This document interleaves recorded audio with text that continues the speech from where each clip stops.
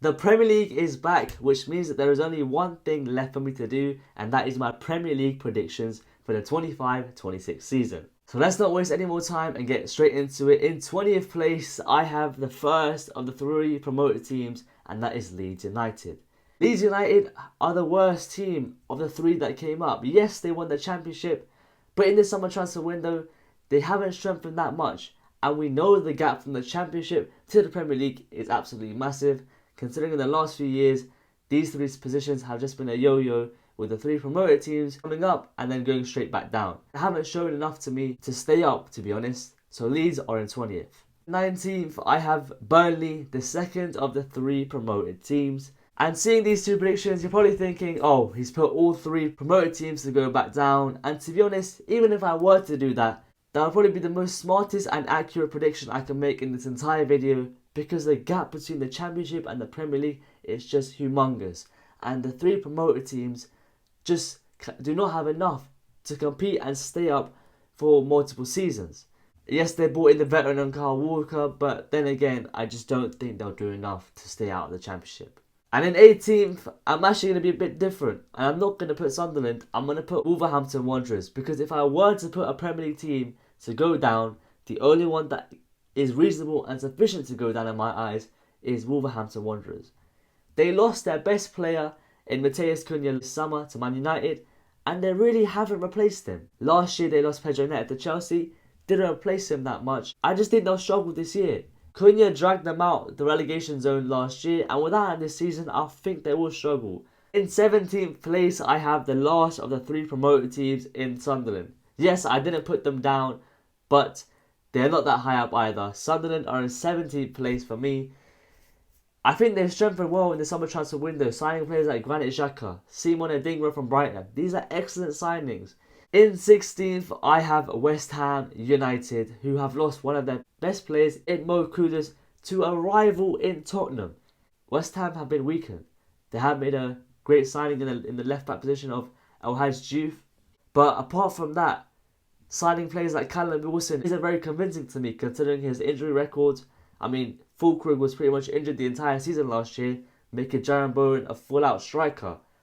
I do think that's where he's going to be again next season, but we'll have to wait and see. I just don't think they'll be good enough to be any higher than 16th.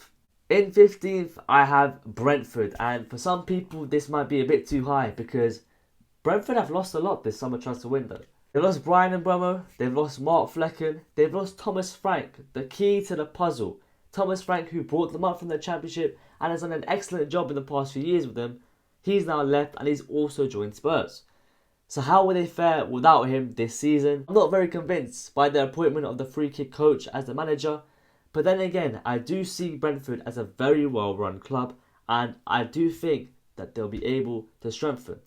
They still might lose Yoane Wissa though, but if they can hold on to him, that will be excellent for Brentford because he is still a fantastic player who can score many goals. But I do think he'll end up joining Newcastle sometime in the summer transfer window. I don't think Brentford will go down this season anyways. In 14th, I have Fulham, another London team who haven't strengthened at all in the summer transfer window, to be honest. And I think that's a recurring theme with these lower half of the table teams. They have let go of a few players like Willian, and they might lose Rodrigo Muniz. But I think 14th is an alright position for them, considering they haven't done much in the window. In 13th, I have Bournemouth. I think this is correct for Bournemouth.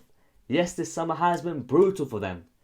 They have lost quite a few players in the defence, and the defence was what was key for them last season for being so great. We bought Milos Kerkez. Zabani went to PSG. Ian Howson went to Real Madrid. Kepa went to Arsenal.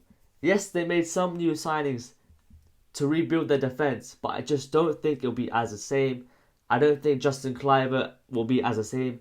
I am still excited by Antoine Semenyo. I am surprised that he didn't get a move on, but I do think he'll do well for Bournemouth. They will score a couple of goals, but I do think they will leak the same amount of goals, putting them bang average in 13th place. In 12th, I have the FA Cup and the Community Shield winners in Crystal Palace. Crystal Palace are now in the Conference League, which is now confirmed as they lost their appeal. But nonetheless, they do have European football. Yes, it is a Conference League, but there are extra games which can take a toll on you, especially if you aren't used to it. So I do think Crystal Palace will just be doing what Crystal Palace do and finish 12th over and over again. But they might lose Mark Guéhi to Liverpool, which will be a big loss for them, as he's a fantastic centre-back.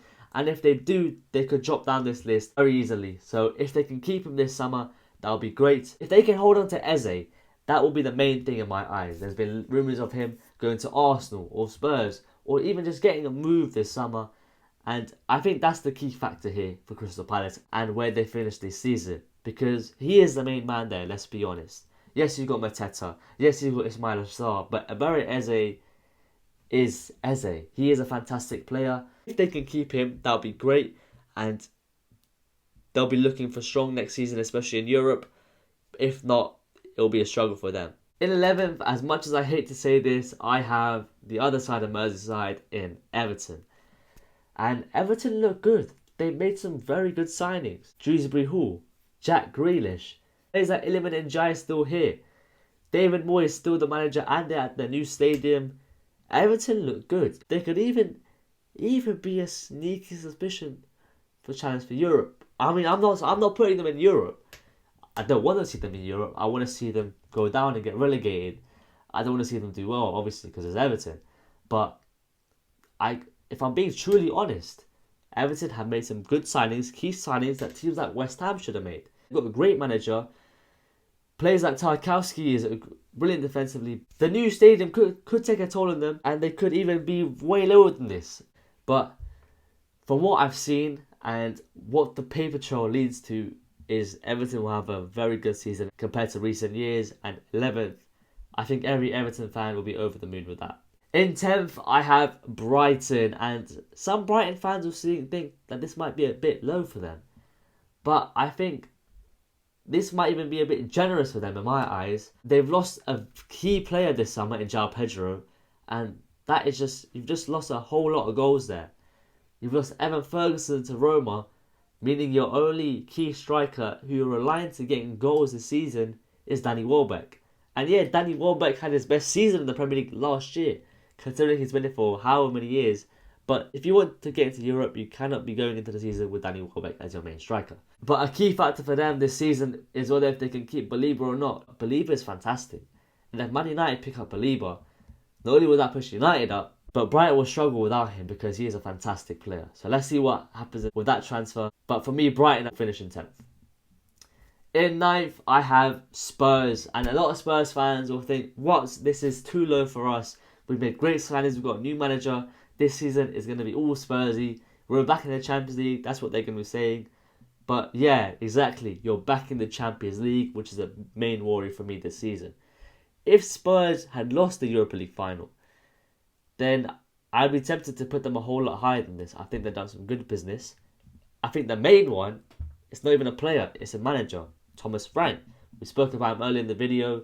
Thomas Frank for me is one of the best managers in Premier League.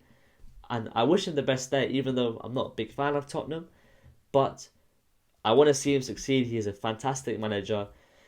And he's done some good business in the summer transfer window. Unlucky not to get Morgan Gibbs-White from Nottingham Forest, but Mohamed Kudus, an excellent addition for them. As I said earlier, they are linked to Ebere Eze. If they can get him over the line, then they will do fantastic. Spurs are slowly getting there. They are slowly getting there. They put a good performance up against PSG in the Super Cup final and were just unlucky not to get over the line, to be honest. So for me, Spurs are at 9th. In 8th, I have Newcastle United. And Newcastle United are pretty much the talk of the town in the summer transfer window because every target they've had has been snooped up by other teams. Hugo Ekitike has gone to Liverpool. Benjamin Sesko has gone to Man United. James Trafford has gone back to Man City. And the list goes on and on and on. And to top it all on that, Alexander Isak has gone on strike, has listed his house on sale, and is forcing a move to Liverpool. And as a Liverpool fan, that is music to my ears. As a Newcastle fan, that is quite worrying. Obviously, Isak is not going to leave until Newcastle pick up a replacement. Someone like Yoane Wissa, who we spoke about earlier in the video. But I think it's a matter of days now. It's a matter of days till we see Isak join Liverpool. Fabrizio Romano has said that Isak does not want to play against Villa. He doesn't want to play against Liverpool. He just wants to play for Liverpool. He wants to get rid of Newcastle in his career. it's very toxic right there between Newcastle and Alexander Isak, and they have European football again, which is going to put pressure on them, but they will struggle. They will struggle this year. If they lose Isak, they will struggle a lot in my eyes, because that is a lot of goals you're losing. They will struggle this year. Newcastle in 8th. In 7th, and the first of the European spots, I have Aston Villa. Aston Villa, great team, great manager in Unai Emery. They've kept Ollie Watkins this summer, which is huge for them. They have lost Marco Asensio, who was obviously on loan on last season, and ended last season with quite a bang. They've lost Marcus Rashford, obviously now at Barcelona. But I just think Villa are Villa. Villa are going to do well this season. They're going to be challenging for Europe once again. They've got a great manager, they play some great football, and there is not much more to say about Villa apart from they'll be fine. They'll be perfectly fine. So for me, I've got Villa in 7th. In 6th, I have Nottingham Forest, and some people might say that this is way too high for Nottingham Forest, and that last season was a one-off season. But Nottingham Forest, for me, I think they play some decent football. They've got some great players, and the main thing this season is they've kept Morgan Gibbs-White. Yes, they are in the Europa League, and I think they might be even favourites to win it this year. And this is a great back line. Keeping Morgan Gibbs-White is fantastic. Chris Wood, can he have another season like he did last year? If he does, that's great for Nottingham Forest. I do think Nottingham Forest are here to stay in the top 10 because they've got a good team. They've got some good players. I'm excited to see what they can do without Anthony Elanga this season. Now, into the top 5, the Champions League positions. In 5th, I have Manchester United. And this prediction is the one that I'm most scared about, because I think predicting where Man United come in the Premier League table in recent years is the most difficult decision. Because you can either put them high up the table after they made some key good signings like Bryan Mbeumo, Matheus Cunha, Benjamin Sesko, and they could do the exact opposite and absolutely flop, and Amorim could be sacked by October. But I don't think that'll happen. There's a very large possibility of that happening. It could definitely happen, don't get me wrong. But I do think the players they have signed are good. Mbeumo scored 20 goals last season. They beat Newcastle to get the signing Benjamin Sesko, Matheus Cunha, doing bits last season, being one of the best players last season. They have strengthened a lot. They've solved some key problems. If they can get Belieber in, if they can get a keeper in, then most of the problems have been solved. Amorim in his first full season at United, we'll see how well he does. And like I said, if they perform, then United will do good and they'll be back challenging. They have no European football, which means one game a week they can concentrate and focus up. All things can go the opposite way and Amorim will be sacked by October. They'll finish in the bottom half of the table. Both things are very valid and both of them have equal chance of happening in my opinion. But Man United at 5th, let's move on. In 4th, I have the other Manchester club in Manchester City. City have made some good signings this summer. Ryan Cherki, Tijani Reinders, Ryan Aït-Nouri. These are some good players. Yes, they've lost Kevin De Bruyne this year. The whole new City team now. Rodri's still injured, which is a huge loss for them. And I think they will challenge for the title. They'll be get close to some areas. But I just don't think City are where City used to be in the past couple of years. And I think it will take a bit more time and a few more years before City are back right up there, challenging with Liverpool and Arsenal. They'll definitely put a fight in this season, don't get me wrong. But I think out of the teams left, I think they are the weakest ones. So Man City in 4th. And the 3 teams that we have left now are Liverpool, Chelsea and Arsenal. And this season is going to be spicy for me. Because I think generally any 3 of these teams could win the Premier League in my eyes. Any 3 of them. Liverpool could win it, Chelsea could win it, Arsenal could win it. It's going to be a tough title race. It definitely will not be as easy as last season. In 3rd, I have Arsenal. And Arsenal are... I think this is the end of the road for Arteta. A lot of Arsenal fans think, yeah, they signed Gyökeres, that's it. Their problems have been solved. But I think with Arsenal, there's a whole lot more to their problems. I think it's not just a striker they were lacking. And I do think by December, Kai Havertz will be back starting striker for Arsenal. Gyökeres did bits out there in Portugal, but can you replicate that in the Premier League? Players who come from the Portuguese league struggle to replicate it in the Premier League. So we'll see how well he does. I don't think he'll do that great and as big as he's expected to do this season. And that's why I put Arsenal third. And I think this is the end of the road for Arteta. I don't think he'll win the Premier League. I definitely don't think he'll win the Champions League. And I do think he'll be sacked at the end of the season. Who have I got winning the league? I've got Liverpool to win the league and I've got Chelsea second. Let's speak about Chelsea first. Chelsea have done some great business. In the past couple of years, they were in a bit of a rut, splashing cash, buying 30 players every year. But most of those players that they bought at the start of the Todd Bowley era, most of them have been going out. They're clearing up players left, right and centre, and they're starting to invest a bit more wisely. João Pedro, a huge signing. I think he's a fantastic player. I think that is some good business. He was fantastic in the Club World Cup, and he's in my FPL team. He's in my FPL team. I'm ready to have him there. Will Cole Palmer be back to his best? I mean, if he is, then that'll be huge for Chelsea. Caicedo and Enzo Fernandez finally working together, doing what they've shown to do while they were bought to play at Chelsea. I think Chelsea will have a good year. Yes, they're in the Champions League. Let's not forget that. But Maresca's done some good stuff. They've sold Donny Madueke to a rival. How much money have they made from Arsenal in recent years, by the way, which is just great for them. Signed players like Bino Gittins, he'll be alright.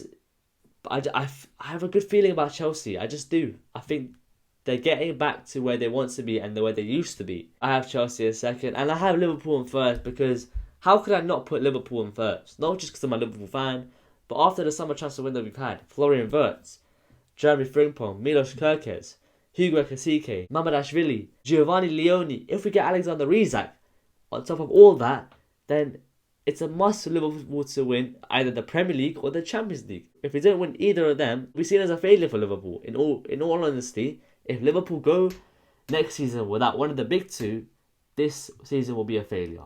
That is my Premier League predictions complete. Let me know your thoughts in the comments, what you think about my Premier League predictions. Have I made some good predictions and some good decisions in there?